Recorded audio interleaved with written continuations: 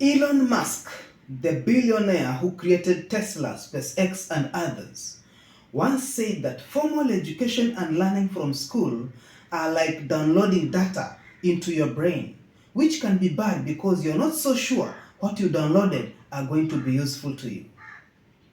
No wonder he is a billionaire. It takes accurate thinking to make such an utterance. Okay, this is not to say that university education is bad by itself. He himself pursued it. He graduated from the University of Pennsylvania in the United States of America with a degree in physics and economics.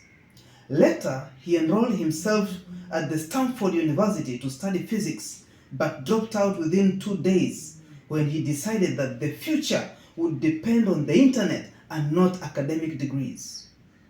But the school environment still played its part in shaping him to the point that such an utterance found its place in his mind. So, university education is not bad by itself. I've been there and I know that one can learn a lot. But my problem is when you are engulfed by it to the point that you lose your sense of significance, sense of reasoning, leading to total vacuity.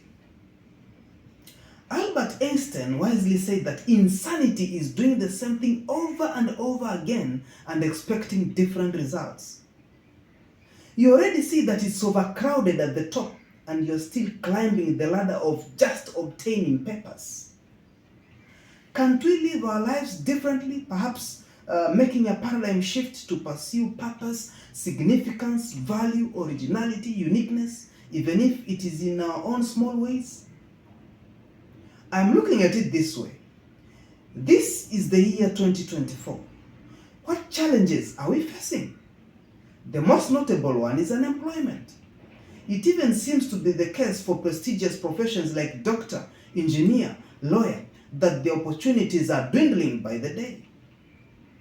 And then the irony of it all is that there is global crisis of great proportions, be it diseases, poverty, hunger, war, you name it, all spiraling out of control.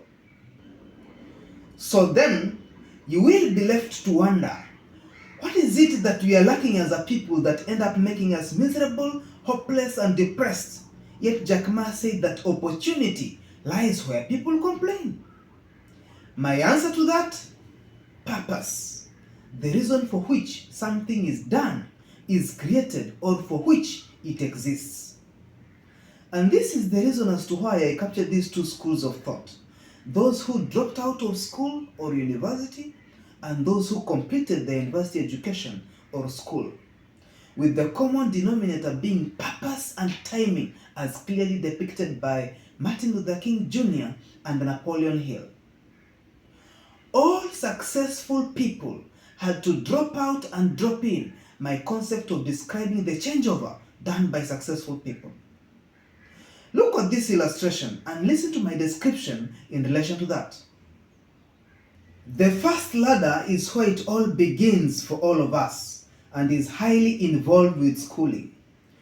Moving from one crosspiece to another means that you are qualifying, you are getting promoted, you are receiving accolades, but it is still general education.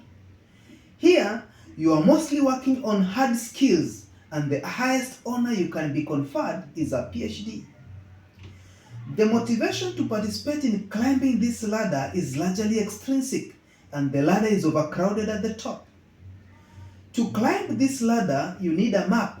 Every crosspiece is defined and controlled by the system. Its main aim is to enable you to get a job, jobs that are clearly defined by the system. So you always know to a larger degree how far you can get in life while in this ladder. When all is said and done, this is the ladder that you're supposed to be advancing towards its top until you qualify to drop out and drop in as per the intertwined theory by Martin Luther King Jr. and Napoleon Hill, to mean that you've discovered exactly what you want to do in life and you've defined your basic aptitudes and desires. So then, you drop out and drop in to the ladder of the specific education. Since you've known yourself and what you can do, your focus at this point shifts to you becoming the best version of yourself.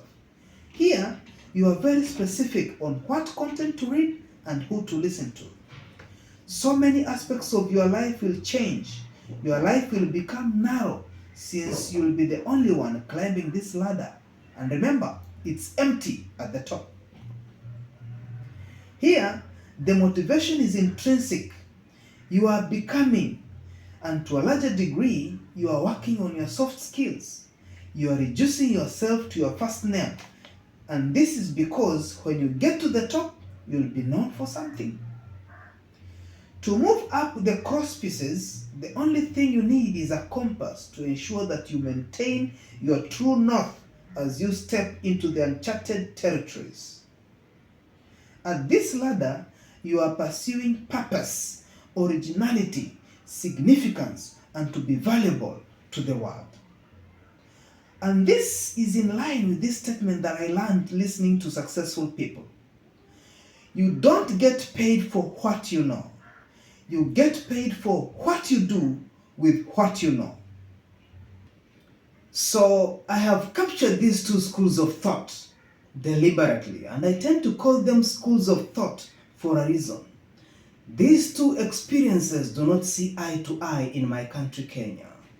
There is stigma that is attached to those who decided to drop out of school, university to be precise. Yet I consider it to be a skill that has been applied by most of the billionaires at university level and others at different stages of their lives.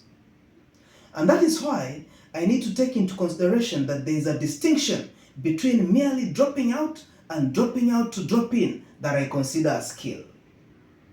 Myself, I've had to bear the brunt of being misunderstood for years on end, just because I took an unfamiliar path towards self-actualization.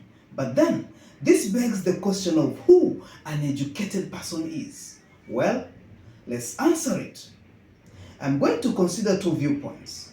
The first one is from Napoleon Hill, and the second one is from the panelists at Asquith Forum discussing defining the educated person at Harvard University. The first viewpoint. This is from Napoleon Hill.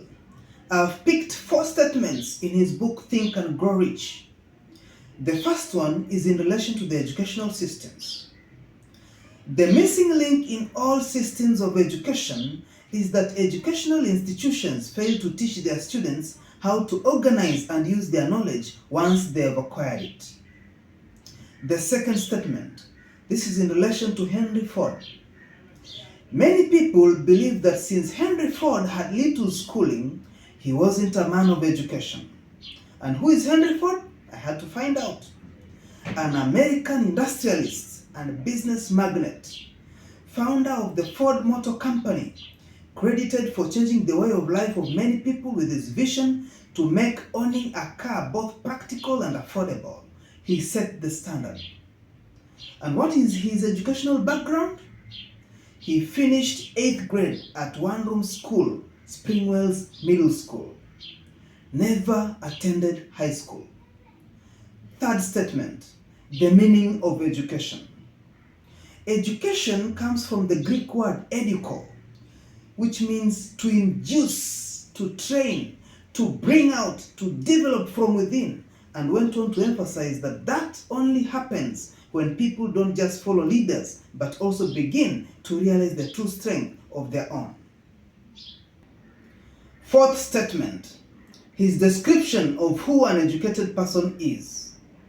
An educated person is not necessarily one who has an abundance of general or specialized knowledge, but one who has developed the faculties of their mind that he or she may acquire anything they want or its equivalent without violating the rights of others.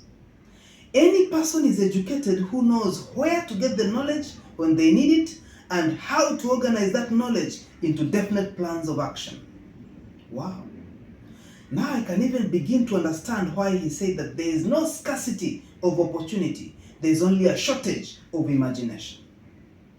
The second viewpoint.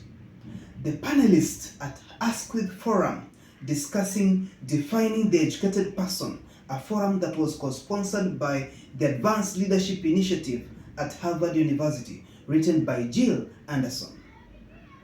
The panelists agreed that educators do not often consider that question, and when they do, the answers are not what one might expect.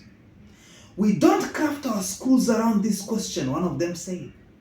The panelists later acknowledged that to be considered educated, the students should leave school with a deep understanding of themselves and how they fit into the world, and have learned what some call soft skills: complex problem solving, creativity, entrepreneurship, the ability to manage themselves, and the ability to be lifelong learners. So then, you are left to wonder why hard skills are not being discussed much, yet they are the ones that you get accolades for in form of degrees. No wonder there is corruption, because we equate degrees with being educated, and that the more degrees we have, the more educated we are, which to a larger degree is not the case. That's just potential power, which if not used correctly, can be destructive. When you put these accolades aside, who are you? We even associate leadership with degrees, and that's why most leadership ends at the positional level and never at the pinnacle level. Napoleon Hill, to a larger degree, satisfies my quest to define who an educated person is.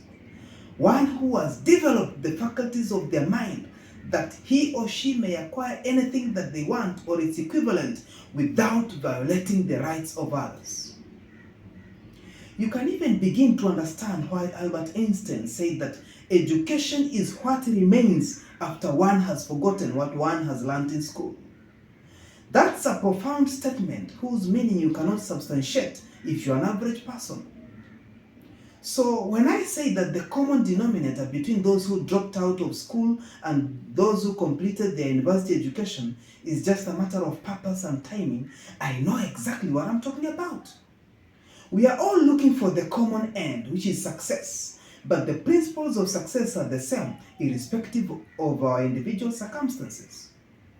But how you get to tap into your purpose is never out of ordinary desire, as we are going to find out.